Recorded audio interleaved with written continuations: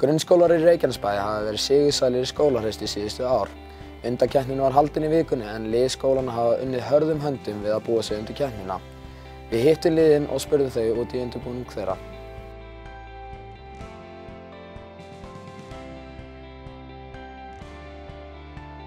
Hvað heitið þið og hvað skóla eruð þið í? Ég heiti Júlía Björg Thorarinsson og er í Akurskóla. Ég heiti Brynjar Davíð Freysson og ég er í Akurskóla. Ég heiti Emma Jónsdóttir og er í Heiðarskóla. Ég heiti Katrín Hólm Gísladóttir og ég er í Heiðarskóla. Ég heiti Gunnar Ragnarsson og ég er í Stafholtsskóla. Særún Ingarsdóttir. Kristján Fannar Ingvarsson og við erum í Holtsskóla.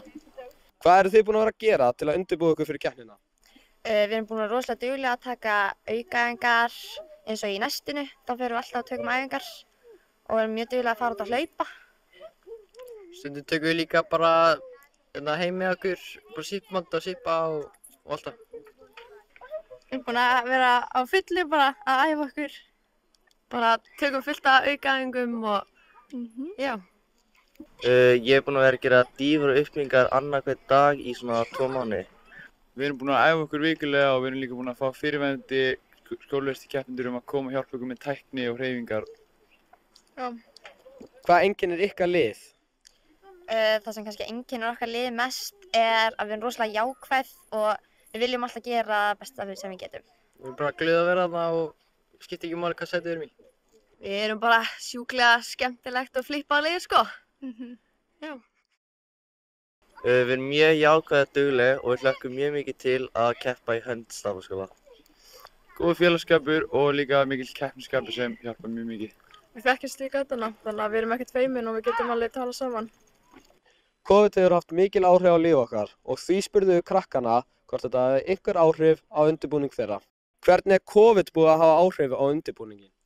Ekkert eitthvað sérstaklega mikið. Við erum búin að bara taka áhaldið með okkur heim og æfa okkur bara sérstaklega mikið heima þá í staðinn. Já, bara það sem hún segir. Við hefum fengið bara fullt af heimaæfingum sendar af Helenu, íþróttakennaranum okkar.